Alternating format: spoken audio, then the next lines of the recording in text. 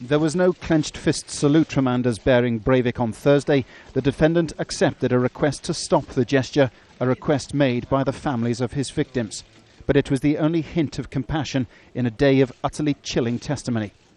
The court heard in 2006, Breivik moved into his mother's house. He spent 16 hours a day on his computer playing World of Warcraft, a fantasy game of strategy where players adopt mythical personas.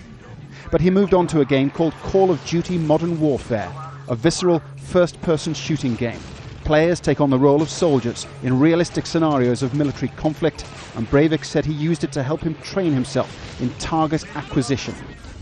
In particular, he liked a holographic rifle sight used in the game. He spent more than $2,000 buying a real one for himself. This was to be no virtual war, though. There would be real bloodshed.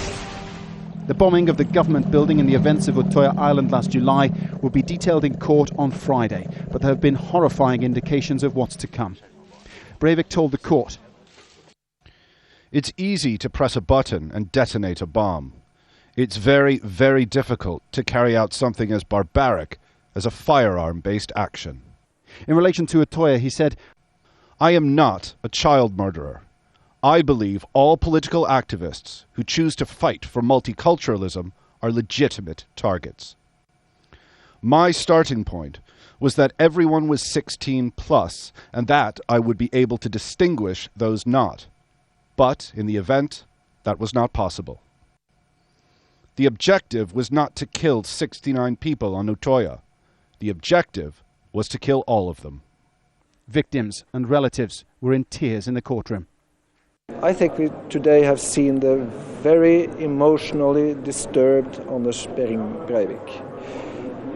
He's talking about genocide like a chess player is discussing a nice game of chess, but he's not really engaged even in the play, in the game.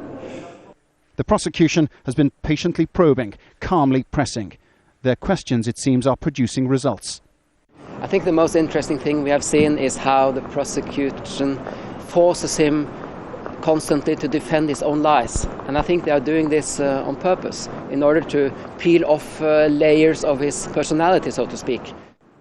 Calmly and methodically, Breivik told the court how he had intended to go to Utøya last July 22nd to capture and murder the former Norwegian Prime Minister Gro Harlem Brundtland. He said he intended to subdue Mrs. Brundtland with plastic handcuffs and then decapitate her while filming the act. What he actually did last July, no less horrifying, will be detailed in court on Friday. Paul Brennan, Al Jazeera, Oslo.